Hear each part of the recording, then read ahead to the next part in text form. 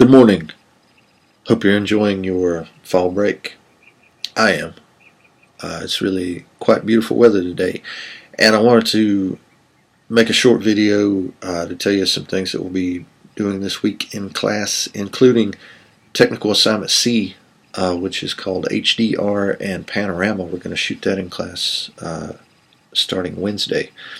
So on Wednesday, make sure you bring your camera if you have one. And if you don't have one, again, we can get one checked out to you so that you can use it. And we'll start working on that assignment in class. HDR photo is the idea that you can combine images so that you get more detail in the highlights and the shadows.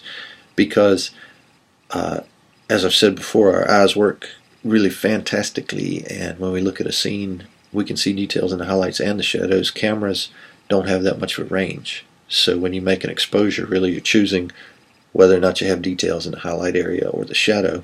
And if you make multiple exposures, you can get details in both, and HDR, or high dynamic range photography, is the process of blending all those together. So, for example, right now, the camera that's in this computer is exposing for me. It sees me as the subject, but you'll notice that if something changes, the detail in the background changes too, because the camera has to choose one or the other to show detail in. So if I point it towards this bright window like this,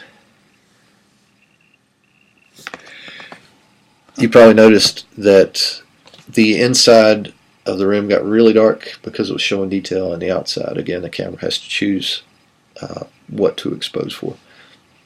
So with the high dynamic range image, it's vital that we use manual exposure techniques, which of course we have been using and we've been learning about.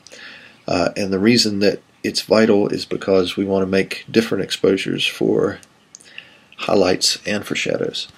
So instead of taking one photograph with one exposure, you have the ability to take multiple of the same image and then basically blend those together. So the one I took this morning was in my kitchen, and I really liked the way that the light was coming through the window. So I made an exposure to capture that bright light, and then I started opening up or slowing down my shutter speed to let more and more light into the camera, so that I got details in the highlights, and then also with some photos that have details in the shadows, and HDR in Lightroom is going to blend those together.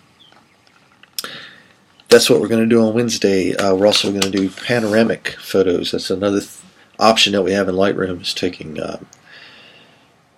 multiple photos and blending them together, so you're getting the effect in some ways of a short wide angle lens, but without the compression of space and the distortion, because we're going to do it another way. Instead of just using a lens to get a wide angle, we're actually going to take multiple photos and blend those together.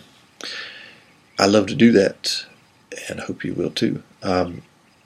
Included on this link for Monday is a excellent TED Talk with a photographer talking about the history and the future of photography that I hope you'll enjoy. We talked a little bit about the history of photography, but I think he really goes in depth to explaining some processes, and he's got great examples.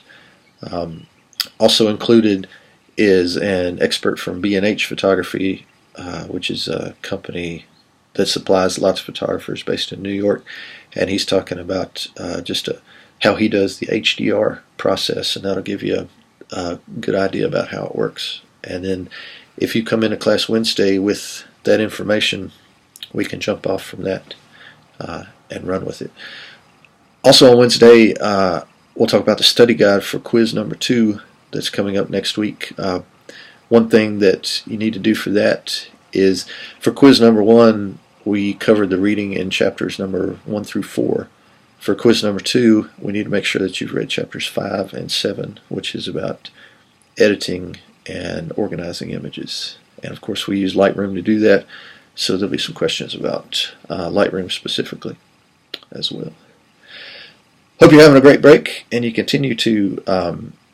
I will see you on Wednesday, and we'll take some photographs. Have a great day.